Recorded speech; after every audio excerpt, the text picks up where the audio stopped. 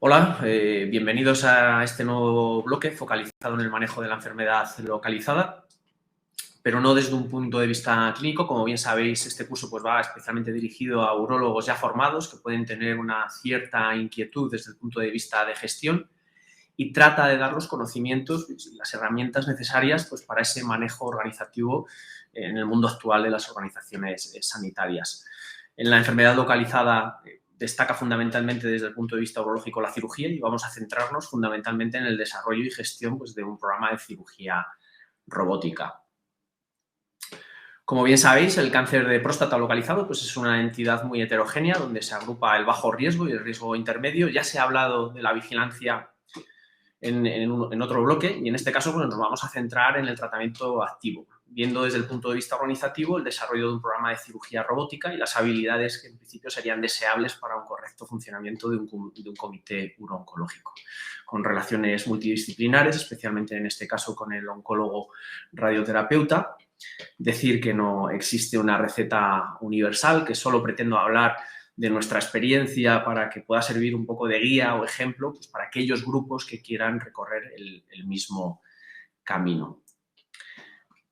En el caso de la cirugía voy a hablar de cuál fue todo el proceso en la creación, gestión y la explotación del robot quirúrgico en nuestro grupo en el Complejo Asistencial Universitario de León. Fue un programa que comenzó en el año 2018, pero que se vino gestando mucho antes. El tratamiento quirúrgico es la opción que más frecuentemente se usa en nuestro país para la enfermedad localizada, seguida de la radioterapia, y en la toma de decisiones se tienen en cuenta no solo factores clínicos.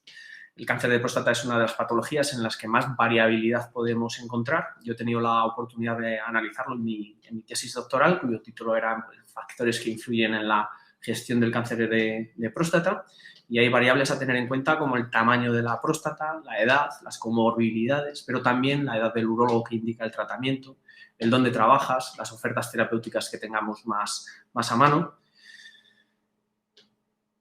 Y por otro lado, es la única opción terapéutica que ha demostrado tanto beneficio en la supervivencia global como en la supervivencia cáncer específica, algo visto en el estudio SPCG4 y también en el estudio PIVOT. Y ya sabemos que la acompañamos de la linfadenectomía en función del riesgo de afectación linfática que tengamos en los distintos nomogramas. Uno de los más usados es el de Briganti.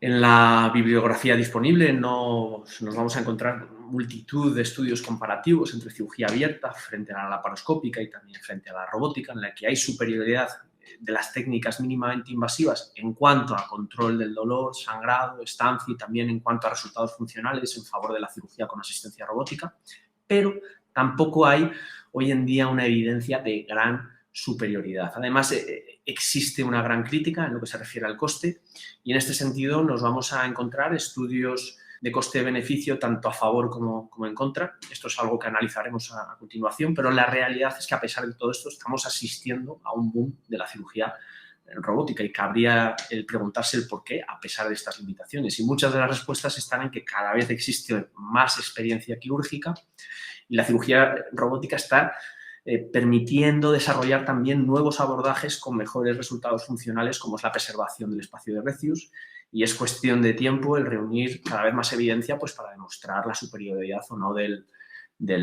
robot. Es cierto que todo lo que pueda hacerse con asistencia robótica puede hacerse laparoscópicamente, pero no es así con la cirugía abierta. Y hay accesos como la preservación del espacio de Recius en la que la ergonomía del robot está ofreciendo un plus, especialmente en cuanto a resultados funcionales. Y aunque se necesita más experiencia, la realidad es que se están viendo mejores tasas en cuanto a continencia precoz y que estas circunstancias pueden tener su repercusión en futuros estudios. La variabilidad en la práctica médica es algo que vemos con mayor o menor frecuencia en múltiples situaciones clínicas. De hecho, la variabilidad es algo inherente, consustancial a los seres vivos y se define como los distintos modos heterogéneos de abordar los problemas clínicos a los que se enfrentan los profesionales. Hay múltiples circunstancias que pueden condicionar la variabilidad, como el grado de incertidumbre que exista respecto a un tratamiento y también el desconocimiento. Pueden existir presiones externas, políticas, económicas, pueden estar condicionadas por la disponibilidad o no de un determinado recurso y también por las preferencias del paciente. Hay varias teorías que tratan de explicar esta variabilidad y una es dependiente de la demanda y dos lo son de la oferta. La basada en la demanda depende del paciente, está condicionada por las condiciones o con los condicionantes socioeconómicos y culturales del paciente. En cuanto a la oferta, tenemos la hipótesis de la incertidumbre, condicionada por la falta de evidencia de unos procedimientos respecto a otros, y la hipótesis de los médicos entusiastas, que está condicionada fundamentalmente por las preferencias de los proveedores de salud, es decir, por nosotros los médicos. ¿Y todo esto a colación de qué viene? Pues a que el cáncer de próstata es una patología especialmente susceptible de variabilidad. Y esto ya fue estudiado hace mucho por el grupo Atlas, que es un grupo dependiente del Ministerio de Sanidad, en el que se observó muchísima variabilidad territorial en cuanto a la indicación de prostatectomía, de cirugía con variaciones norte-sur, con mayor probabilidad de tratamiento quirúrgico en el norte. Y frente a esto, además, ¿qué tenemos? Pues que los gastos en general en el cáncer de próstata están creciendo, no solo desde el punto de vista del tratamiento, sino también del punto de vista de diagnóstico, con pruebas cada vez más caras, como es el PET-TAC-PSMA y el aumento también de la esperanza de vida en la población en general, lo cual acentúa un mayor diagnóstico y cronicidad. En este sentido, si hay una opción que se ha puesto en el punto de mira, es la cirugía robótica, y ya en el 2012 hubo una reunión de consenso tratando de analizar toda la evidencia que había disponible, donde se valoraron los resultados perioperatorios, oncológicos y funcionales, pero no así los costes. Así que con esto, pues siempre nos van a preguntar, sobre todo en el ámbito público, si se puede justificar la cirugía robótica en la salud pública. Y la respuesta actualmente va a ser sí en la mayoría de casos, porque hay ya una experiencia consolidada con la técnica que casi siempre va a ser rentable en centros de alto volumen, que además es un elemento que va a mejorar la imagen corporativa, y esto no es solo importante en los centros públicos, sino también para los privados, que mejora el I+D, permite llegar a más allá en accesos y en las distintas cirugías, por lo que al final solo tendríamos que responder si existe justificación médica. Y en este sentido cada vez hay más datos que nos dicen que sí, que la existencia, que existe, que ya tenemos cada vez mejores resultados funcionales y que todo es cuestión de reunir una mayor evidencia. Se acepta que la prostatectomía robótica es más costosa que la laparoscópica, pero por otro lado pues sabemos que es más eficaz, que existe una ganancia del 0,08 de años de vida ajustados por calidad. También hay una mejora del ICER. El ICER es la relación costo-efectividad incremental, que es un parámetro que compara costes y efectividad de dos procedimientos a 10 años vista. Y el ICER se estableció que era rentable para la cirugía robótica, estableciendo un umbral de $33.894.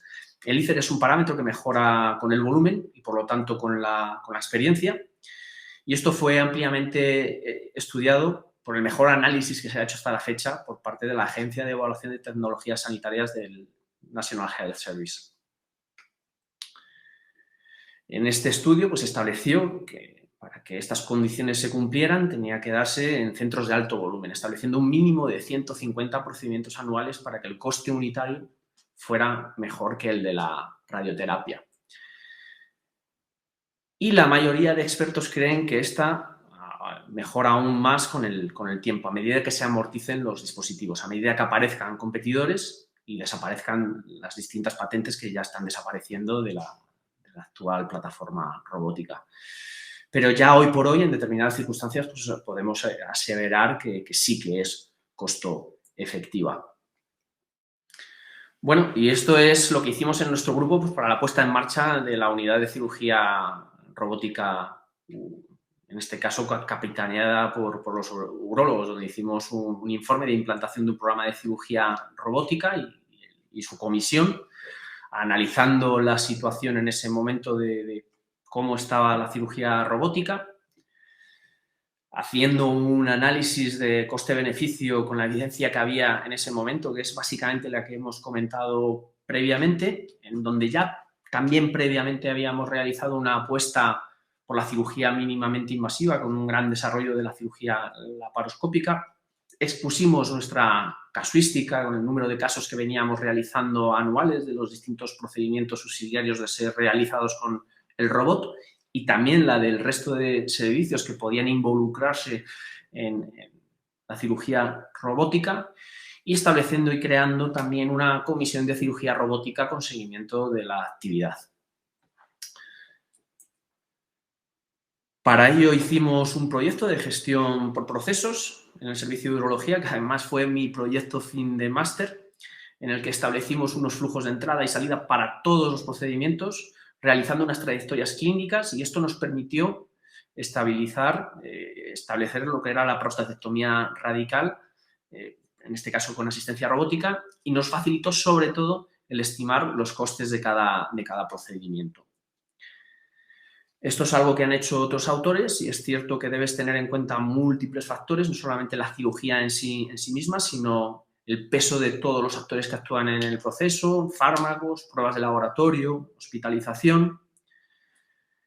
En la mayoría de los hospitales hay una unidad de gestión analítica que nos va a dar el coste de los distintos procedimientos en bruto, que con el peso de los GRDs y las altas, pues podemos establecer lo que llamamos unidades relativas de valor para pruebas y costes unitarios para el trabajo de los médicos, de la enfermería y de los auxiliares, de las pruebas radiológicas y del laboratorio, y esto nos permitió analizar nuestro coste medio del proceso, que rondó los 6.700 euros, algo que puede alterarse si se sale de la vía o la trayectoria clínica que establezcamos, pero es muy importante porque nos va a permitir saber qué es lo que hacemos y también compararnos con los demás. Esto es lo que se denomina benchmarking, y con todos los que hayan podido establecer o implementar este sistema. Ya sabéis que en nuestro ámbito la urología es la especialidad donde mayor desarrollo ha tenido la cirugía robótica. No en vano es la especialidad que acuñó la definición de cirugía mínimamente invasiva, definida por Wickham en la década de los 80.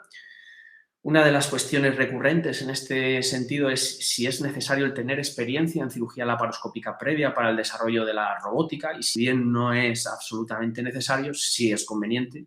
Al final es una asistencia a la cirugía laparoscópica. Desde luego va a acortar los tiempos en la curva de aprendizaje si previamente tenemos una cirugía laparoscópica establecida. Otra cuestión es si exige o no una subespecialización. Hay otra cuestión clara, que no existe una disponibilidad infinita. Hoy por hoy la cirugía robótica hay que compartirla con otros servicios y no todos los urólogos pueden dedicarse pues, al desarrollo de la misma. Pero estoy convencido de que en el futuro pues, formará parte del arsenal prácticamente de todos, o si no de la mayoría de nosotros. Desde un punto de vista de la sanidad pública, en nuestro país la decisión de incorporación de nuevas tecnologías depende pues, de distintas agencias especializadas que están especializadas en valorar pues, toda la evidencia disponible. Hacen una síntesis de las revisiones sistemáticas, de los metaanálisis, de los juicios de expertos para emitir un juicio de evaluación de tecnologías sanitarias, algo que básicamente se hace también en el ámbito privado. Cuando se quiere incorporar una tecnología, se hace básicamente lo que acabamos de ver. Se utilizan criterios de calidad, de seguridad, de efectividad, pues para ver el impacto clínico, económico, pero también el social, el organizativo, y para todo ello pues, se debe estimar el valor relativo y la unidad relativa, que es lo que visteis que habíamos hecho previamente en nuestro servicio. Esto a nivel nacional se hace a través de la Red Española de Evaluación de Tecnologías Sanitarias y Prestaciones, cuyo enlace tenéis en la diapositiva y que tiene sus distintas agencias autonómicas. En el ámbito de la enfermedad localizada tenemos otras dos opciones de tratamiento activo, la radioterapia externa y la braquiterapia, en las que voy a pasar rápidamente, puesto que soy urólogo. La radioterapia externa también ha tenido grandes avances técnicos. La conformación de imágenes permitió en su momento pues, concentrar la mayor dosis en la zona tumoral.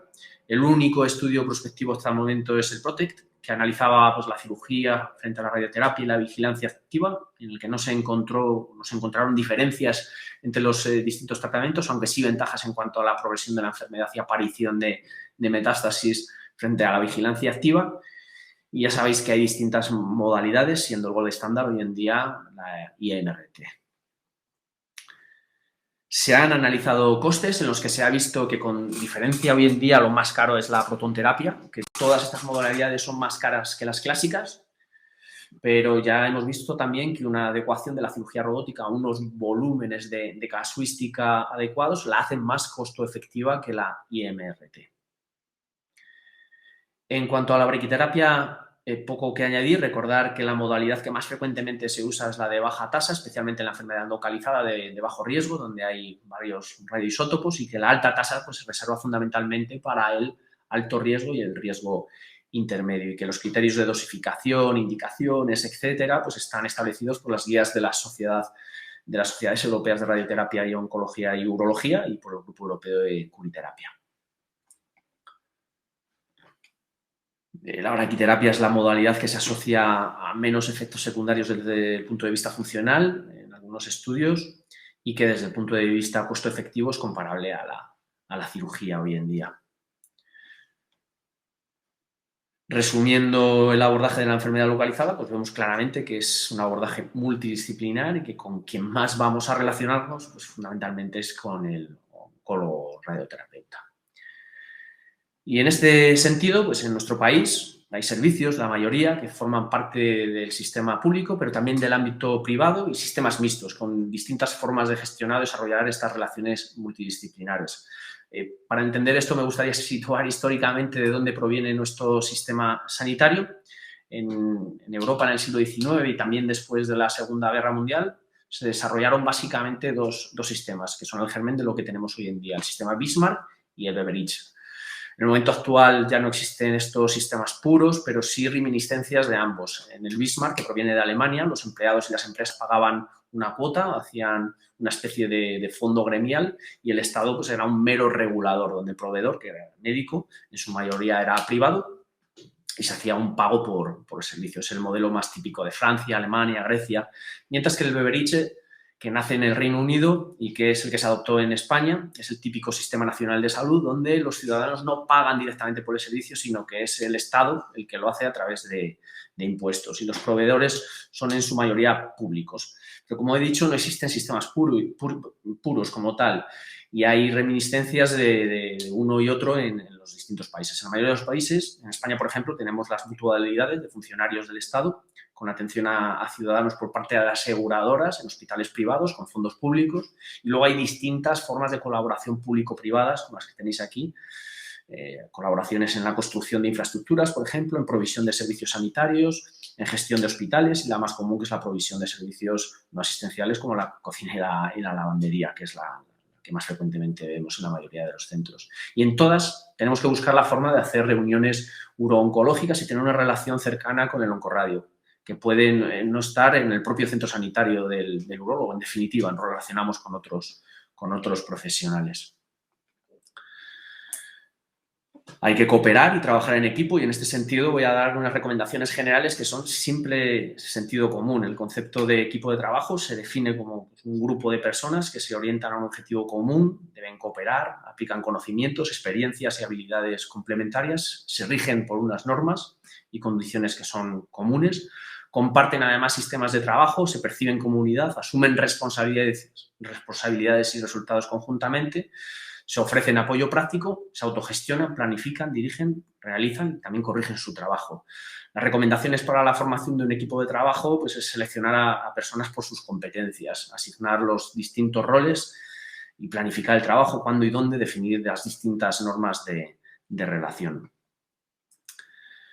Hay que designar en este sentido pues, a personas para estos roles que hagan que sean eficaces. No todo el mundo tiene estas características que hemos comentado previamente y tienen que ser personas que tengan capacidad de implicación.